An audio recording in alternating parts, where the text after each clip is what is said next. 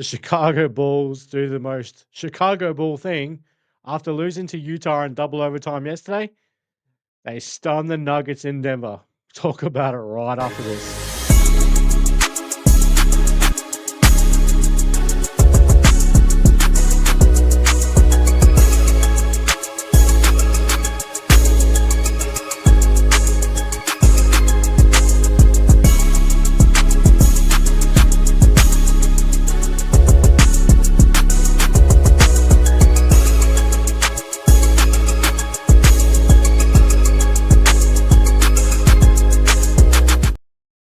What's going on, Bulls Nation? Welcome back to Whole Lotta Bull. I'm Troy. Follow me on Twitter at Bulls_Troy. But you can follow the show, more importantly, at Whole Lotta Bull. So, as I just mentioned in the opener, the Chicago Bulls do the most Chicago Bull thing after losing yesterday in double overtime to the friggin' Utah Jazz.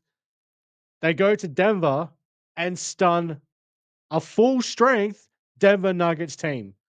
What the hell? Led by the bench, 64 bench points for the Chicago Bulls.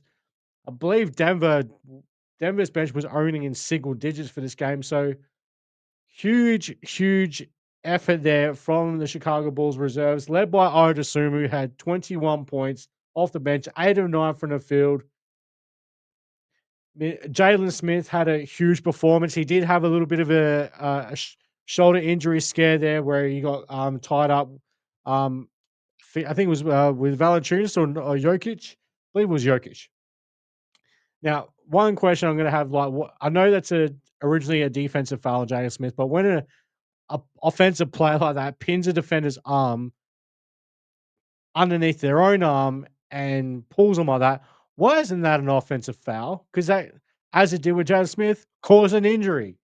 But I digress. Now, Jalen Smith in this game, huge. 16 points, 8 rebounds, 3 of 6 from beyond the arc.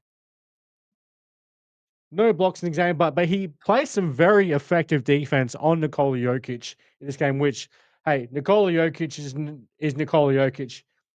36 points, 18 rebounds, 13 assists. But 13 to 27 from the field. Okay, 48%. 1 to 7 from downtown for the Joker. And honestly, some of these Jalen Smith was by far the best defender in this game on the Joker. There was definitely some stretches there where he did a magnificent job.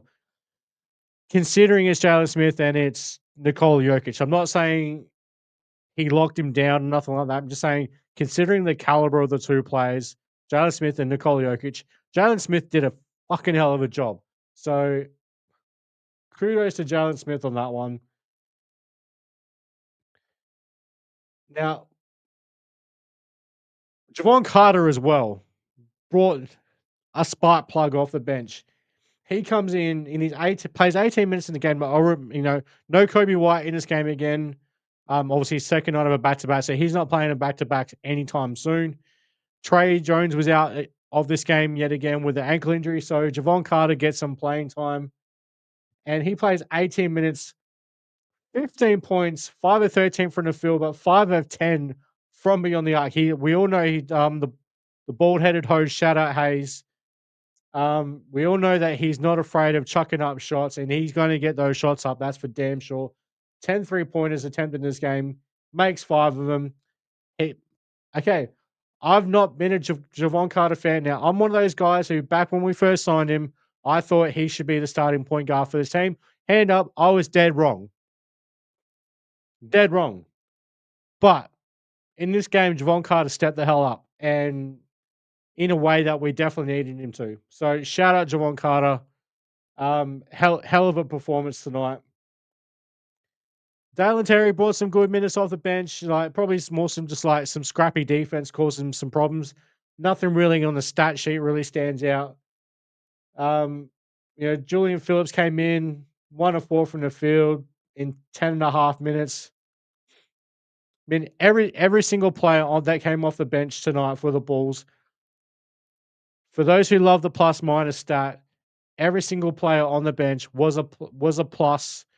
Every single starter was a negative in this game. That just goes to show the difference in this game. The ball starters just weren't really getting it going, weren't getting it done. Nikola Vucevic, by all intents and purposes, had another stinker. And normally he plays pretty well against Nikola Jokic.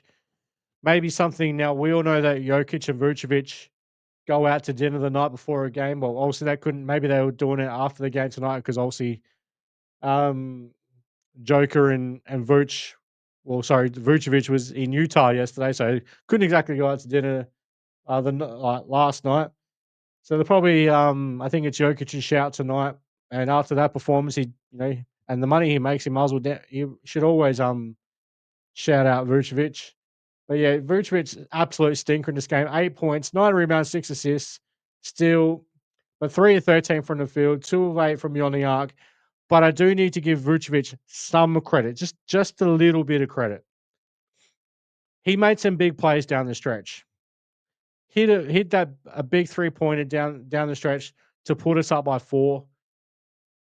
There was a couple of other little things there as well. I'm blanking off the top of my head at the moment, but there was a couple little plays there where he made some small plays that had a big impact late in this game. So overall, he played a stinker of a game, but had some critical moments down there in the end that did help the Bulls win this game. But I'm not going to give him too much credit for that because overall he was garbage. Now Josh Giddey in this game as well, another double double, 21 points, 14 rebounds, 6 assists, goes 8 of 12 from the field, misses both 3-point attempts. 5 of 8 from the free throw line, so not good there, but he did start 1 for 4. So after that, he makes his final 4 free throws. So good to see that for Josh Giddey. Only the 2 turnovers in this game are not 9 turnovers overall for the Bulls in this game, which you love to see. Keeping that in single digits. Now that's not going to happen every game. And hey, the Denver Nuggets themselves only had 8 turnovers as well. But good to see the Bulls, Giddey and the Bulls overall limiting the turnovers. Now, Marcus Buzelis, solid game. Like he's matched up against Aaron Gordon, who's just going to physically bully him all night long. But good to see that Martis managed to stay out of foul trouble in this game. Only had the 2 fouls in this game. 13 points, 4 boards, 2 dimes, 2 blocks as well. 5 of 14 from the field. Isaac Okoro, kind of a non-factor. Like I'll be transparent. I didn't really pay much attention to what impact he was having defensively. But from what I did take notice, honestly, it had no real impact on this game, and he does need to get some things together and lift his performance before he ends up coming off the bench. Who knows? And who knows? Maybe that needs to become matchup dependent on who we're going up against, because this is probably a game where I would have started. Stay with me here. I would have started Patrick Williams in this game. Move Martis Buzelis to the 3, Patrick Williams at the 4. So have Patrick Williams, the bigger body, guarding Aaron Gordon in this game. Let Martis Buzelis take, was it Peyton Watson or Cam Johnson on the wing? I think Martis Buzelis would have a much more favorable matchup there. And Patrick Williams physically is more able to go with Aaron Gordon. But that's just me looking at things matchup dependent. Hey, but there's a reason why I'm not a coach and definitely not an NBA coach. But yeah, at the end of the day, the big story in this game was the Bulls bench. Like the Bulls early in this game in the first half got an 18-point lead on the Denver Nuggets, and that's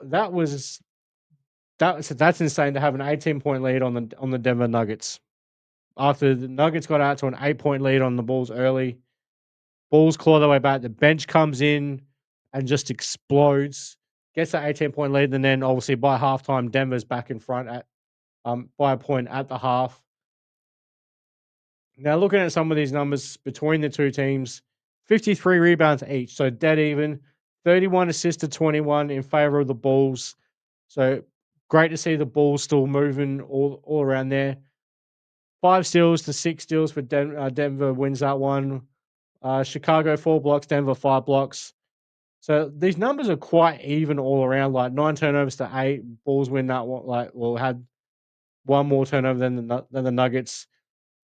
The shooting percentages for the Bulls 47.1% to Denver's 47.4, so 0.3% difference there in the shooting numbers. Uh, 35.8% from three for the Chicago Bulls, 38.9 for Denver, and the biggest gap in any of these stats being the free throw shooting, 84% for Denver, just a tad under 79% for the Chicago Bulls.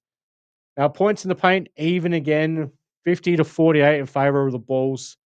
And these are two of the highest scoring paint teams in the NBA. So no surprises there. Second chance points, Bulls win 20 to 18. And fast break points is where the Bulls got an advantage, 23 to 14, getting out in transition. So some good overall. Like this was definitely a hard fought victory for the Chicago Bulls and a much needed victory for the Chicago Bulls, coming off three what was very winnable losses to the like San Antonio. I'm blanking at the moment who the other teams were, but Bulls were all in those games late, just Cleveland and Milwaukee. Bulls were in all those games late in the game. It just took their superstar going off into superstar mode for that team to win those games.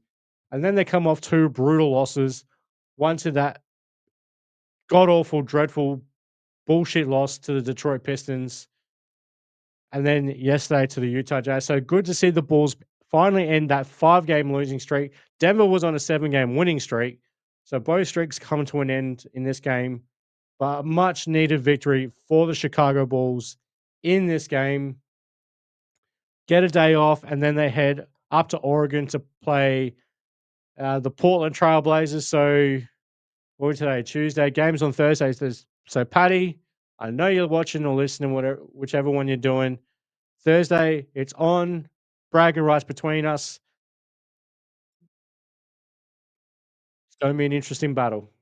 Um, we shall see. But obviously, me and Patty, for those who don't know, we have what we call a gentleman's agreement.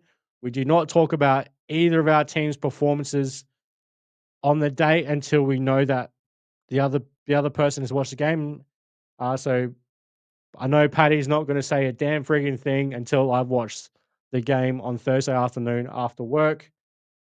But yeah, bragging rights between me and Pat. So let's go Bulls. But damn, what a victory in this game now.